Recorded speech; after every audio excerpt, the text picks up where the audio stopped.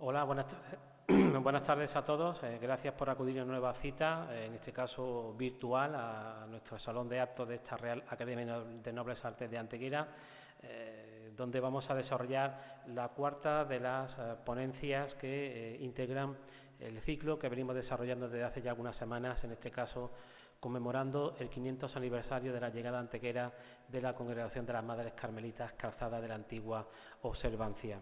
En este ciclo, integrado en uno mayor, como venimos reiterando en numerosas ocasiones, denominado la Edad del Ingenio, ponemos de relieve toda una serie de circunstancias que se desarrollan en la denominada Edad Moderna, siglo XVI, XVII y XVIII, vinculados sobre todo con Antequera y con ese concepto que son las tierras de Antequera. En esta nueva ocasión nos vamos a centrar sobre todo en cuestiones vinculadas con la orfebrería, con la platería y también, por supuesto, relacionadas directamente con el convento de la Encarnación, que es la sede justamente en la que las madres carmelitas calzadas llevan también mucho tiempo, siglos, desarrollando su actividad.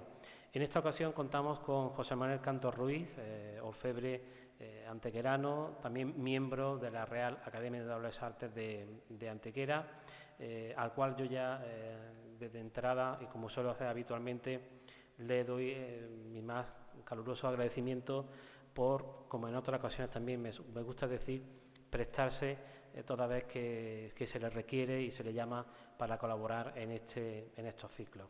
En este caso voy a ser breve, voy a ser breve, pero no como su currículum, que evidentemente es muy extenso, pero en este caso me gustaría resaltar algunas cuestiones vinculadas a su trayectoria profesional.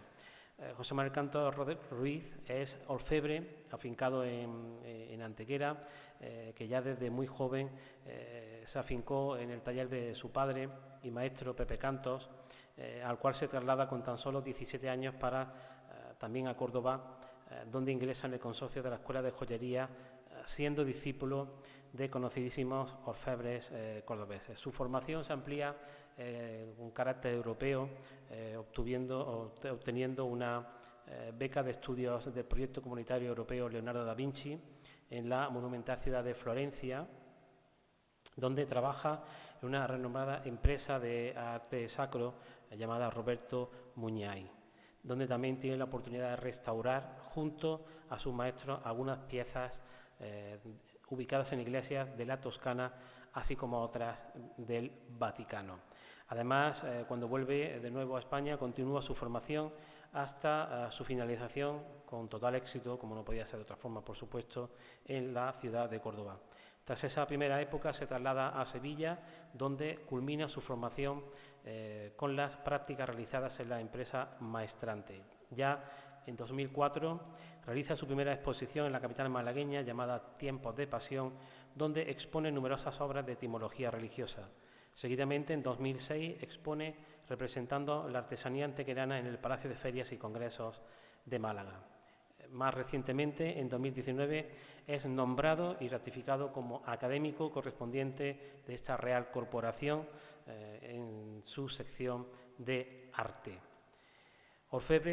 Este orfebre atiende a una amplia clientela a quien surte de variados encargos, y muchos de ellos, evidentemente, quien haya podido pasear por Antequera y conocerla un poco más a fondo, habrá tenido conocimiento justamente de su técnica, de su trabajo y de su profesionalidad. Unos son piezas de gran envergadura e importancia económica y social, esencialmente obras de uso religioso para hermandades y cofradías, así como iglesias. Otras también son de uso civil, como objetos conmemorativos, obsequios institucionales a grandes personalidades y empresas. En la actualidad, el Instituto Andaluz de Patrimonio Histórico, dependiente de la Consejería de Educación, Cultura y Deporte, tiene reconocido en su base de datos de Patrimonio Inmaterial de Andalucía el taller de orfebrería y restauración de Pepe Cantos, justamente como una de sus entidades más reconocidas. Su perfil biográfico, su formación académica, ha dado numerosas conferencias, no es la primera tampoco que da justamente aquí en esta Real Academia, ya lo hemos requerido en otras ocasiones, colabora con numerosas publicaciones y además donde pertenece a algunos consejos de redacción. Además, también colabora activamente con el Museo de la Ciudad de Antequera en su catalogación y tasaciones de numerosas piezas de platería y también en su revista, donde desarrolla artículos vinculados con la platería. Hoy en día, bueno, hoy esta tarde en concreto, llega hasta nosotros para hablarnos de los vasos sagrados y ajuares de servicio de altar de las Carmelitas Calzadas de Antequera.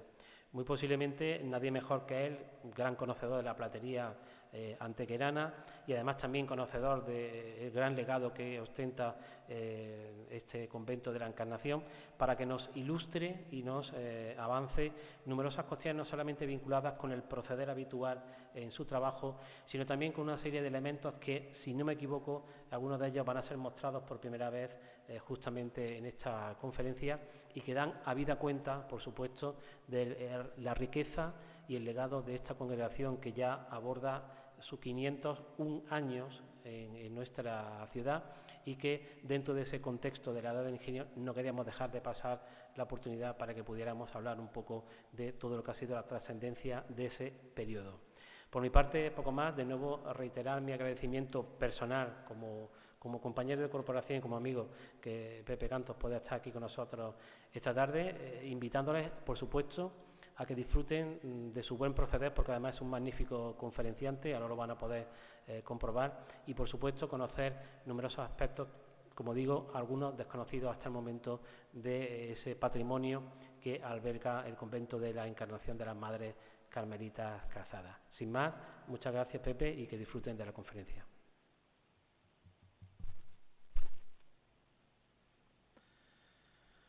Bueno, pues buenas tardes a todos. En primer lugar, me gustaría agradecer, como no puede ser de otra forma, a la Real Academia de Nobles Artes, las Ciencias y las Letras, especialmente además a ti, Miguel Ángel, presidente de la sección de arte, a la que con honor pertenezco, la coordinación de este ciclo de conferencias dentro del marco del ciclo La Edad del Ingenio y con motivo del 500 aniversario de la presencia de la Orden de las Carmelitas Calzadas en Antequera, como bien ha dicho Miguel Ángel. Además, también quisiera agradecer su presentación, por supuesto, y el haber contado con mi humilde aportación en esta ocasión para tratar de desgranar hoy algunas de las piezas más representativas del ajuar del servicio de altar de las Madres Carmelitas de la antigua observancia de Antequera.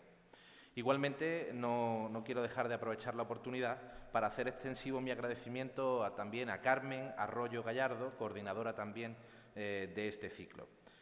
Sin duda, la colaboración de ambos ha sido decisiva para poder ofrecer hoy las fotografías de calidad que creo que a todos les pueden gustar.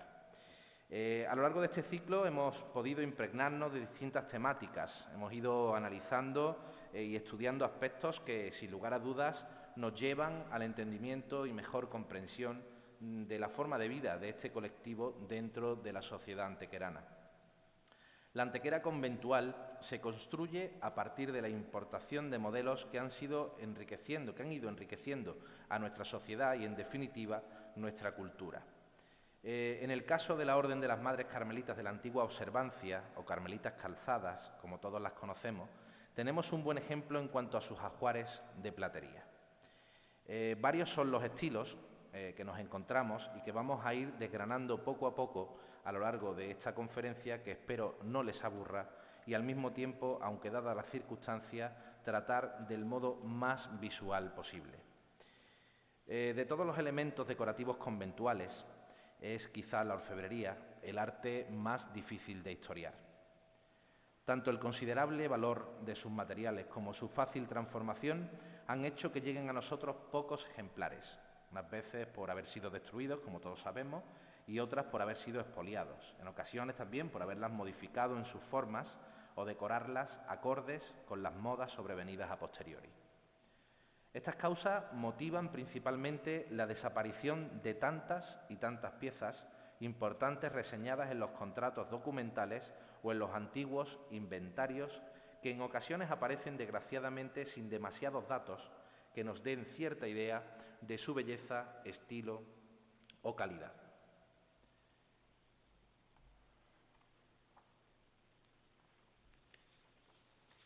En el caso de la plantería perteneciente al convento de la Encarnación de Antequera, tenemos buenos ejemplos de lo contrario.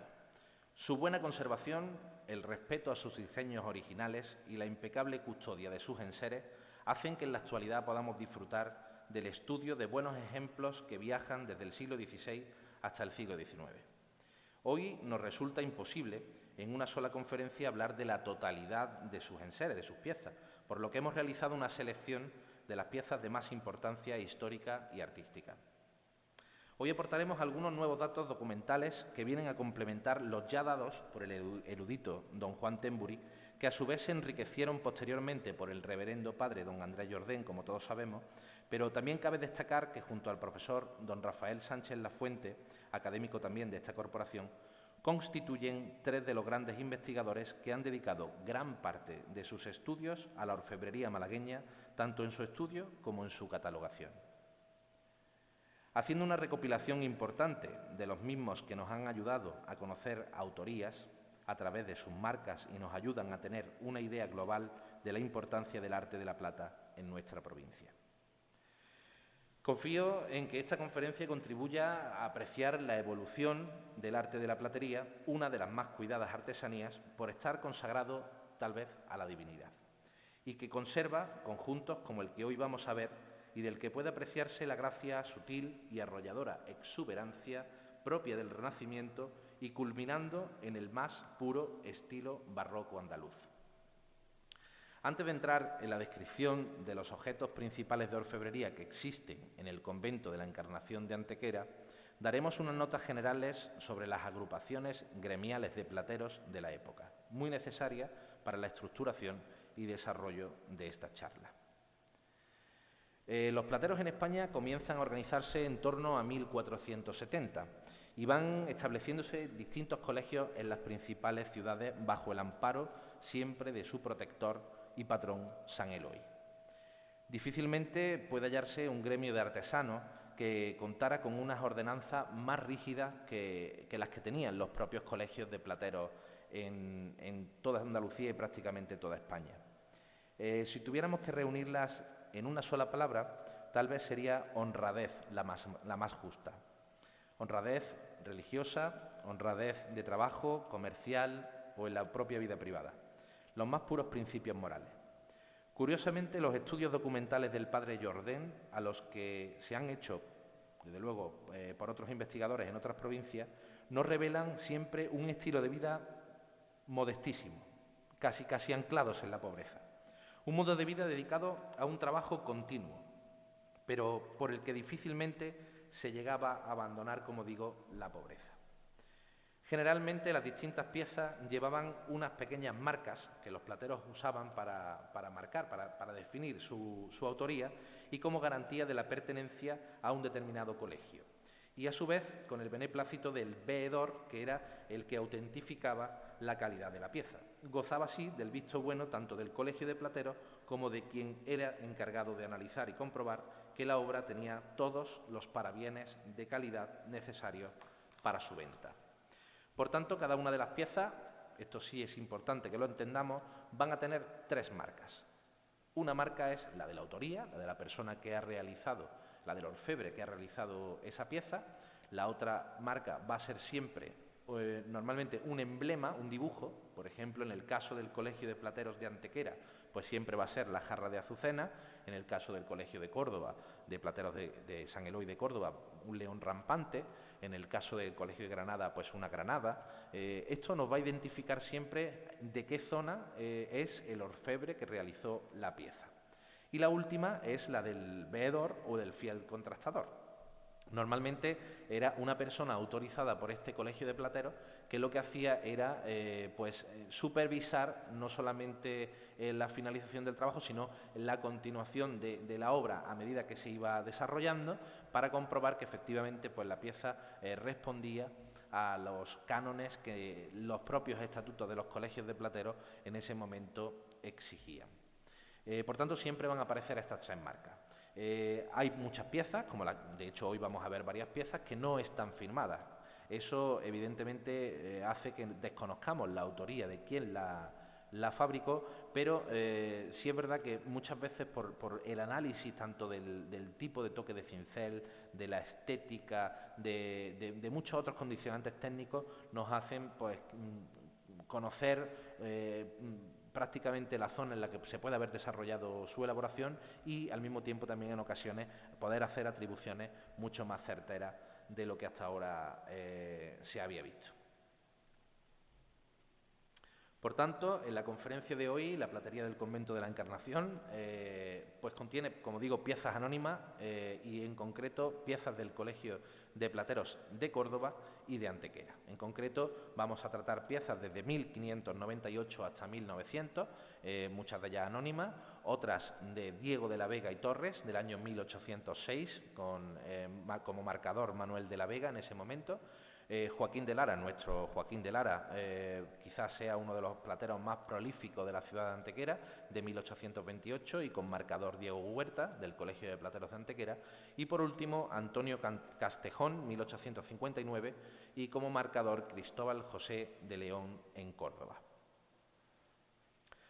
Dicho lo cual, y antes de proceder a analizar las piezas más representativas del ajuar de altar del Convento de la Encarnación, me gustaría hacer un breve recorrido por las técnicas para que entendamos un poco, porque al ver una pieza ya totalmente culminada y hecha, quizás no entendamos cómo puede estar desarrollada. Por tanto, me gusta siempre en estas pequeñas conferencias hacer una breve introducción para que tengamos un boceto, un esbozo quizás, mejor dicho, así genérico de cómo funciona desde el momento en el que se encarga una pieza de orfebrería hasta su culminación, las distintas fases por las que pasa dentro de nuestro oficio.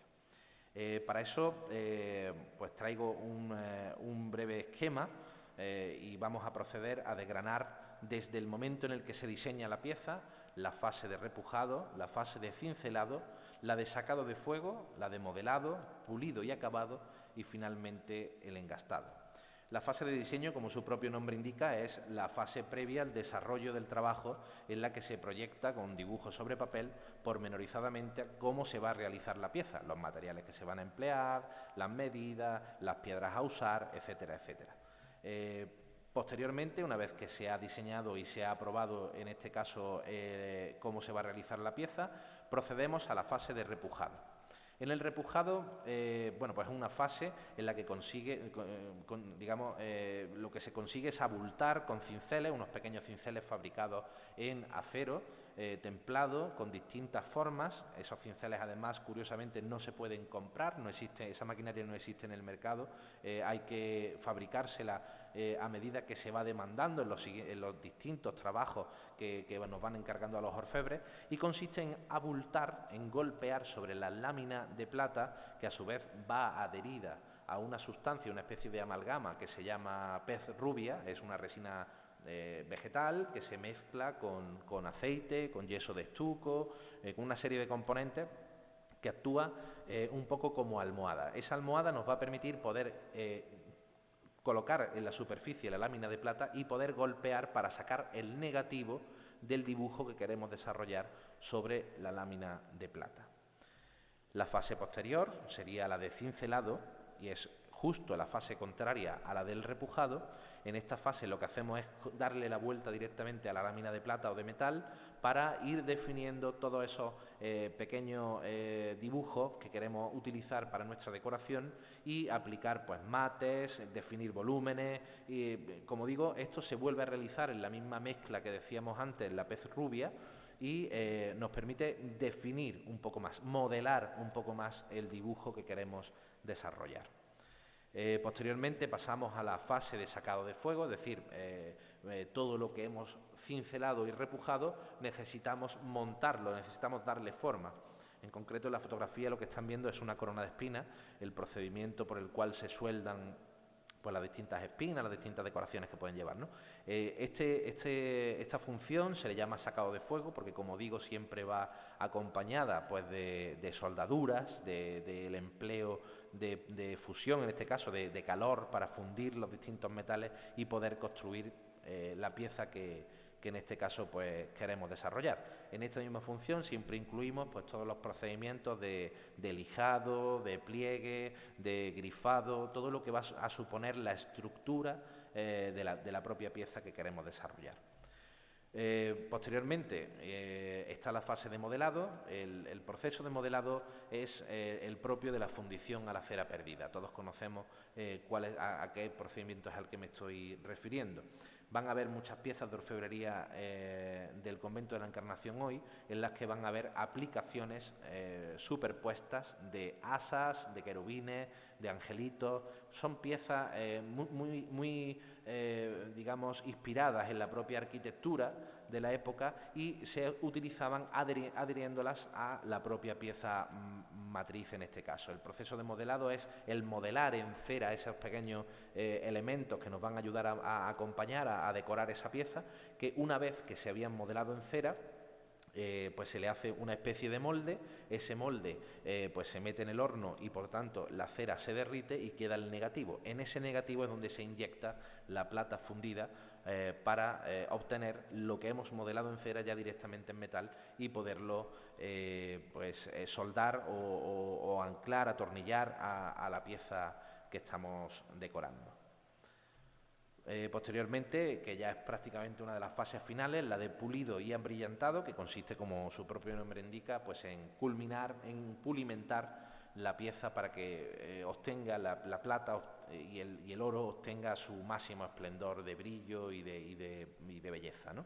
Eso se hace a base de una serie de maquinaria ya un poco semi-industrial, de rodillos, con tela, con trapo, con una serie de pastas de pulir, y lo que hacen es, como digo, pues quitarle esa tez a la plata para que brille y tenga esa belleza tan espectacular a la que estamos acostumbrados a ver. Y por último, la fase de engastado. La fase de engastado es la fase en la que se utiliza normalmente pues la decoración, la inclusión de piedras preciosas en la pieza de orfebrería.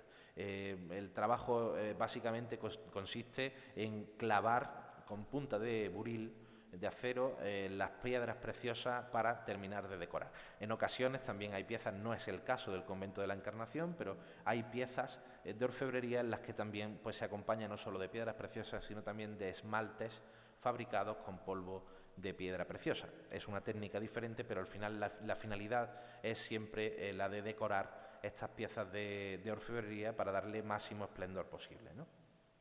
Y vamos a proceder a describir las piezas que les traíamos hoy, como habíamos hablado al principio, siempre basándonos en el ajuar del propio altar, el ajuar que se utiliza en el propio ritual de la misa. Como decía al principio de la conferencia, no es fácil que las piezas de orfebrería nos lleguen a nuestros días sin haber sido transformadas, sin haber sido alteradas en cuanto a sus diseños originales. En el caso del Convento de la Encarnación, pues nos llevamos una grata sorpresa cuando analizamos todas las piezas de orfebrería que poseía el convento por su magnífica conservación, como digo. Las madres carmelitas pues han estado en todo momento conservando muy cuidadosamente todos esos enseres en cuanto a limpieza, en cuanto a no someter a esas piezas a modificaciones de modas, como decía. Y en concreto, pues una de las piezas más importantes, quizás no por su ostentosidad, no por su valor económico, pero sí quizá por el valor artístico, es en concreto este cáliz que pueden ver. Es un cáliz anónimo, es de plata sobredorada, en concreto es de estilo manierista, está cincelado sin repujar y dorado al mercurio. El cáliz data del año 1589, porque además tiene una inscripción justo en el pie. Como ven, es un cáliz de suma belleza, estilo manierista. El tipo de cincelado es de cincelado a medio cincel. Contiene en el astil o en el pie del propio cáliz, lo que es el fuste del cáliz, un nudo muy característico del manierismo, que es un nudo en forma de huevo, un nudo bulboso en forma de huevo, apoyado sobre un pequeño carrete. Como decía, una de las características más importantes es que no ha sido transformado mantiene el pie original con un pequeño, una pequeña media caña en la base muy sencilla, además nos aporta un montón de información porque en la inscripción de su pie dice: este cáliz dio Beatriz de Padilla, año de 1589, rueguen a Dios por ella. Cuando habitualmente analizamos este tipo de inscripciones es porque evidentemente vamos buscando las marcas del colegio de plateros que les decía yo al principio. En este caso la pieza no presentaba ninguna marca, entonces la fotografiamos y quedó ahí, ¿no? Una vez que leímos la inscripción, quedó ahí. Luego, investigando un poco en el convento la documentación, pues nos apareció el libro de las profesiones de las religiosas del convento de Nuestra Señora de la Encarnación de la ciudad de Antequera, año de 1601, siendo priora la madre Sor Isabel de Cabrera. Esta documentación que celosamente conservan las madres carmelitas, pues nos llevó a encontrar en el registro de los votos de una de las madres que habían ingresado en el convento en torno al 1600 y algo, precisamente el nombre de Beatriz de Padilla, el mismo nombre que aparecía en la inscripción del cáliz. Asimismo, también encontramos el registro de la defunción de Sor Beatriz de Padilla como una de las monjas, digamos, de las primeras monjas que vinieron al convento de la Encarnación. En concreto, aquí tienen la portada del libro necrológico, donde constan las religiosas fallecidas desde 1601 hasta 1940, siendo priora la reverenda María Elisa Ruiz, y pueden ver que en la ficha, en la parte con el número 14, aparece Sor Beatriz de Padilla, lo que quiere decir que este caso en concreto pues quizás sea curioso, porque nos demuestra que posiblemente este cáliz fue entregado como dote al convento para que Sor Beatriz de Padilla pues fuera aceptada como monja, ¿no? En este caso, ¿no? Es un dato curioso, es un dato que normalmente pues no solemos encontrarlo, primero o bien porque no tenemos acceso a la propia documentación, o bien porque este tipo de inscripciones en ocasiones, cuando este tipo de piezas se restauran, no siempre los distintos orfebres no siempre van teniendo las mismas precauciones y a veces se elimina, ¿no? Entonces en este caso pues tenemos una pieza bastante importante, quizás sea uno de los vasos sagrados más antiguos de la ciudad de Antequera, uno de los vasos sagrados, uno de los cálices digamos mejor conservados en cuanto a su hechura, como he dicho. Lo único que tiene un poco desgastado, obviamente por el uso, es el tipo de baño, que es plata sobre dorada, es dorado al mercurio, y el tipo de baño pues ya sí que sufre un desgaste lógico del tiempo que le ha pasado. Quizá, como digo, sea uno de los cálices más antiguos de la Antequera cristiana, y tenemos la suerte de tenerlo perfectamente conservado gracias al esmero y al cuidado de las madres carmelitas del convento de la Encarnación. Otra pieza también curiosa, muy necesaria en el ritual de la misa, pues son las vinajeras y las salvillas. En este caso, estas vinajeras son de plata de ley sobre dorada. El autor es Antonio Castejón, 1859. El veedor es Cristóbal José de León, del Colegio de Plateros de Córdoba. Como ven, es una pieza muy sencilla, pero destaca por su belleza, por su buena ejecución y por la transición ahí de estilos. En concreto se puede ver lo que es la panza de la propia vinajera, todavía la alternancia de dibujos geométricos con dibujos ya y ornatos vegetales, y la verdad es que es una pieza bastante bella, ¿no?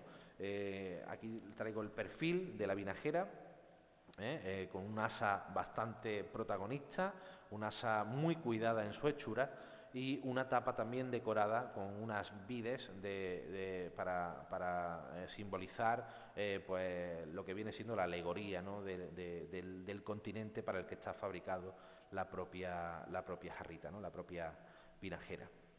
el pie muy sencillo, la panza muy decorada, es un tipo de decoración muy usada en la zona, en concreto además, como digo, esta procede del Colegio de Plateros de Córdoba, pero se van a ver muchas piezas de similares características. En cambio, la salvilla, lo que es la bandeja que sostiene, digamos, donde van soportadas las dos vinajeras, sí que tiene quizá un poco de más interés por el tipo de hechura. Es una bandeja batida a martillo.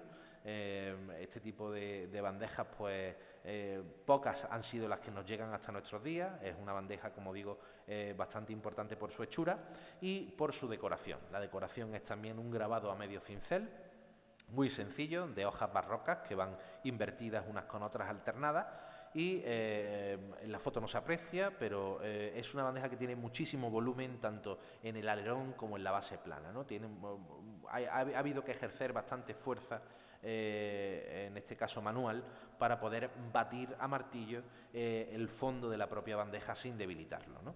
En la foto de abajo están viendo las marcas a las que me refería al inicio de la conferencia de los autores, de Cristóbal León, que es la que aparece, pues aquí se puede ver, la de Cristóbal León, no sé si lo aprecian, el león rampante en el centro, que es justo pues el Colegio de Plateros de Córdoba, y el veedor, en este caso, que es pues Cristóbal Castejón, como decía al principio. Pasamos a este otro cáliz, un cáliz muy importante en cuanto a que quizás sea una de las piezas más lujosas que posee el convento de la Encarnación por su decoración. Es una pieza de plata sobredorada, anónima, sin marcas. Posee una serie de cartelas en la sobrecopa con una serie de madres carmelitas cinceladas en plata blanca. Y, como decía, la decoración, lo más importante es la decoración de piedras preciosas, en este caso alternancia de esmeraldas y de rubíes. Son piedras finas. Otra pieza, pues quizás de las más lujosas que puede poseer la ciudad de Antequera, no tanto, como digo, por su valor en este caso artístico, que también, por supuesto, es una gran pieza, sino también por el uso de las piedras preciosas que la decoran. En el fuste o en el astil del propio cáliz aparece un arca cuadrada, de sección cuadrada, con reminiscencias de decoración pues basada o inspirada en la arquitectura, a base de fanales, donde aparecen también iconografía de santos o de beatos de la propia orden carmelita. En concreto, el central es, como no puede ser de otra forma, San Elías. En cuanto al basamento, es un basamento muy cuidado en su estética, es totalmente batido a martillo, no hay uso de maquinaria industrial para la realización de esta pieza, y aparecen unos grandes escudos carmelitas con el escudo de la orden, ¿no? Para identificarlo siempre con el escudo de la orden. Ahí pueden ver también lo que les decía antes en la sobrecopa, ¿no? Los detalles del cincelado muy cuidado de las madres carmelitas en la sobrecopa, y ahí se puede apreciar mucho mejor el engaste de los rubíes y de las esmeraldas.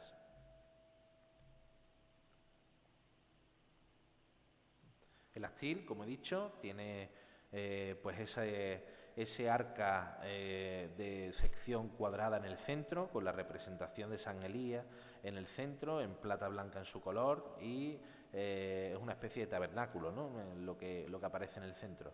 Y en el pie de basamento, que se puede ver ahí un poco más claro, con la fotografía un poco más grande, van a apreciar pues el estilo de las formas cuidadas, la predominación, o sea, predominan ahí las conchas muy típicas en la decoración barroca, con las hojas que abrazan, la simetría en toda la decoración, y los gallones invertidos, que también es una de las grandes características del barroco en cuestiones de orfebrería.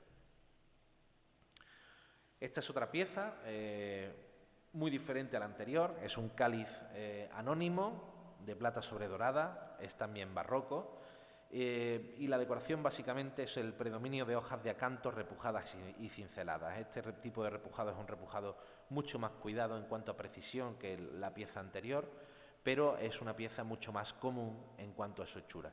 La pieza es importante por el uso de la sobrecopa. Las sobrecopas siguen siendo muy características del Colegio de Plateros de Córdoba, del Colegio de Plateros de Antequera. Era una forma un poco de darle incluso más importancia a lo que iba a ir en el interior del cáliz, que es la sangre de Cristo, y siempre cuidando la estética dorada por el hecho de la divinidad, ¿no?, de representar la divinidad.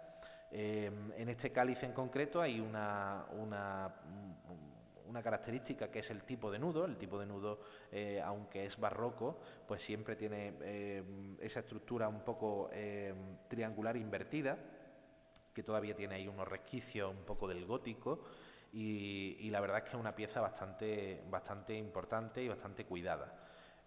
Como digo, evidentemente el cáliz anterior quizás sea pues algo más valioso, sobre todo por la singularidad de incluir pues este tipo de decoración, utilizando cartelas con iconografía religiosa, con iconografía de madres carmelitas, pero sin lugar a dudas pues posiblemente este sería uno de los cálices que más uso puede haber tenido en los rituales en el caso de las carmelitas del convento de la Encarnación.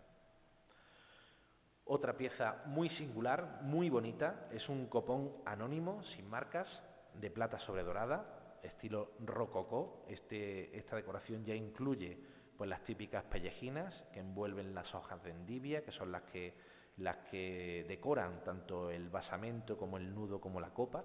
En el caso de la tapa, aunque algo más sencilla, también tiene predominio de ese tipo de decoraciones. Una cruz muy sencilla, la cruz inspirada quizá en las cruces anteriores del 17, con el travesaño un poco más alto. Y la verdad es que una de las piezas más importantes, una de las características más importantes de este copón es sin lugar a dudas el pie. El pie tiene un perfil sinuoso invertido bastante interesante, hecho a base de medias cañas soldadas de sacado de fuego, y la verdad es que es una magnífica pieza que también su estado de conservación dice mucho de el cariño y el mimo con el que ha sido tratada y cuidada a lo largo de los siglos. Otro de los elementos, ya no solamente para el propio ajuar litúrgico, sino además como pieza también fundamental para la purificación del propio altar, es este incensario. Es plata en su color. El autor es Joaquín de Lara, un platero quizás, como decía al principio, de los más prolíficos de Antequera, uno de los plateros que más piezas nos ha regalado la ciudad de Antequera, ¿no? Quizá uno de los que más coronas, más cálices y más ornatos de este tipo puede haber desarrollado en su larga vida como artífice en el Colegio de Plateros de Antequera. El veedor es Diego Huerta. Como ven, este incensario puede ser quizá de los inicios de su prometedora carrera profesional, por el hecho de que huye todavía de la decoración de repujado y cincelado en la decoración más barroca. Todavía quedan reminiscencias manieristas en cuanto a su hechura. Van a ver pues esas figuras geométricas, tanto el rombo como el círculo como el óvalo, muy poco decorado, ¿no? Pero la verdad es que es una pieza bastante bonita. De este tipo de piezas no hay muchas, por eso era una candidata a ser traída a esta ponencia, porque en realidad el achatado, la forma muy cilíndrica, es quizá una de las características más importantes que tiene este incensario, que luego ya los veremos a lo largo de la etapa de Joaquín de Lara, de la tercera etapa de su trabajo. Ya veremos unas piezas, unos incensarios mucho más decorados, con la inclusión de grandes ángeles, un pie muy importante para elevarlo en la mesa de altar para darle altura. En fin, es otro concepto, pero este quizás sea uno de los más interesantes por el hecho de que es de su primera época y la verdad es que es bastante elegante. La naveta, que es el recipiente que contiene el incienso que se quema posteriormente en el incensario, es plata blanca en su color. También es de Joaquín de Lara. El veedor es Diego de Huerta y, como digo, es uno de los plateros más importantes del Colegio de Plateros de Antequera. Al menos a mí particularmente es uno de los que más me gusta, de los que más nos han enseñado la evolución de la orfebrería en esa época en la ciudad de Antequera. Como ven, es muy sencilla, una naveta muy plana, con un pie un poco más esbelto, la tapa articulada con una bisagra y dos pequeños cabujones hacia arriba con una pequeña piña fundida, que lo que hace es el hecho de poderla abrir con facilidad para poder rellenarla de incienso y que cumpla su función. Muy inspirada, evidentemente, en los barcos, de ahí procede además el nombre de este tipo de enser, en las naves, en los buques, en los barcos, y la verdad es que es una pieza que también muy sencilla, pero que me gustó bastante y quería traerla hoy para que pudierais disfrutar de ella. En la tapa, además, es donde aparecen las marcas de autoría. Otra pieza curiosa porque este elemento quizá todos estemos acostumbrados a verlo, pero es cierto que no hay muchos acetres tan decorados en los conventos. Generalmente suelen ser de latón fundido, mucho más sencillos en su ejecución, pero nos encontramos con un acetre importante. Aquí en este recipiente es donde se coloca el agua bendita y lleva un hisopo con el cual, pues, una vez que el cura en el ritual pues va a bendecir, pues con eso esparce el agua bendita, ¿no? Es una pieza muy bonita, muy sencilla. Quizá el trabajo de sacado de fuego es el gran protagonista en esta pieza. Está completamente hecha a martillo. La decoración es un cincelado muy básico, muy sencillo, con unas pequeñas hojas de canto en la superficie y un gran escudo protagonista en el centro de la orden carmelita. Tiene una inscripción que lo fecha en 1828 y además en la parte baja del pie se puede observar también, como digo, el sello de Lara, el sello en el centro de la jarra de azucenas perteneciente al Colegio de Plateros de Antequera y el veedor Diego de Huerta, que no solamente colocaba, en este caso, en el caso de Antequera, no solamente colocaba esta marca, este sello con su nombre, sino que además pues también hacía una especie de incisión a buril en la parte baja del pie, que además en este caso esta pieza lo tiene, para sacar una viruta y coger esa viruta de plata y poderla analizar para demostrar que efectivamente estaba realizado en plata de primera ley. Era un poco el análisis químico al que se sometía este tipo de piezas una vez que el veedor pues autorizaba que la pieza pues gozaba de la calidad y gozaba de todos los parabienes que los estatutos del propio colegio marcaban. Como digo, es una pieza muy bonita, muy sencilla, pero que también merece la pena traerla hoy por el hecho de su magnífico estado de conservación y de su peculiaridad en cuanto a decoración. Este otro cáliz es quizá un cáliz más de uso diario, más sencillo por el hecho de que no está decorado, muy parecido a las piezas anteriores. En concreto es de plata blanca en su color. El interior del cáliz, como no puede ser de otra manera, pues está sobredorado, por el hecho de que siempre el vino, cuando se consagra la sangre de Cristo, pues tiene que estar sobre una superficie dorada, nunca plateada. Es un cáliz entallado, sin cincelar. El autor es Diego de la Vega y Torres, 1806, perteneciente al Colegio de Plateros de Córdoba.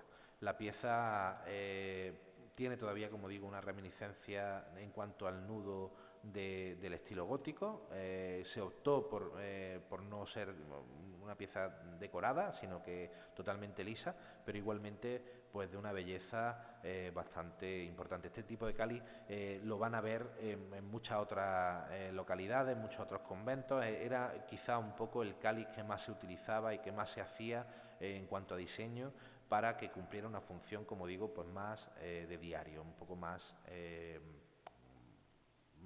común. Las otras piezas, evidentemente más decoradas, pues siempre se reservaban, y de hecho además, si no lo comentan las madres carmelitas, para momentos mucho más especiales de celebración, para festividades más importantes.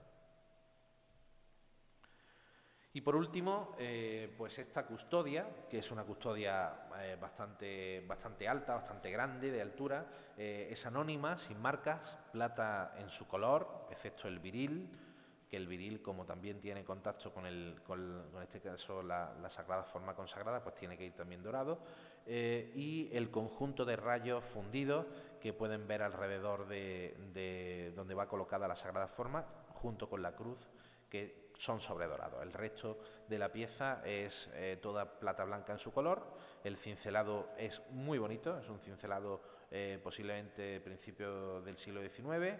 La estética de la pieza es decimonónica y lo que sí tiene, curiosamente, es una inclusión en cuanto al sol. En el centro del sol no se aprecia en la fotografía, pero en el centro del sol aparecen una serie de joyas que han sido donadas al convento de la Encarnación, una serie de joyas de bastante valor económico, y van decorando lo que es el perfil del sol en la parte de fuera. La custodia, como digo, es importante no solamente por su hechura, sino también porque es una custodia bastante alta, bastante grande, lo que quiere decir que posiblemente pues se utilizaba para las exposiciones del Santísimo en el propio convento. El nudo es un nudo que aparentemente puede parecer un poco desproporcionado, pero es sin lugar a dudas uno de las grandes características de esta pieza, junto con el pie. Aunque nos puede parecer mucho más lujosa la parte de arriba, es el nudo por su simetría y el pie por su altura, quizá la parte más característica, más importante a reseñar de esta pieza.